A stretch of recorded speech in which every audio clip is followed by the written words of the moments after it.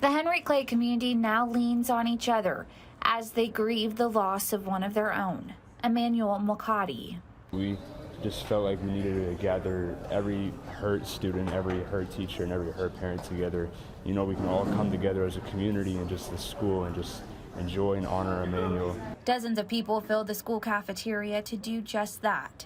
A 17-year-old senior at Henry Clay High School, Emmanuel was set to graduate this month.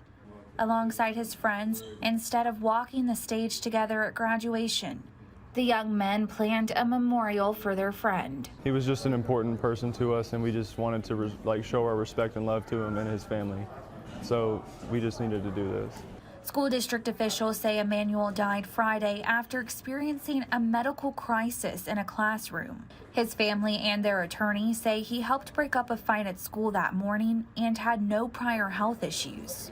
But Tuesday evening, those who loved Emmanuel, and even those who wish they got the chance to know him better, say he was kind, funny, and a light in all of their lives. Emmanuel, he was just a great friend. He was always there for you. We just feel like if we all came together, we can all help each other out and just honor Emmanuel and what he has done for our community and like who he was as a person. Because Emmanuel was a friend, a brother, a son, and someone who will be dearly missed.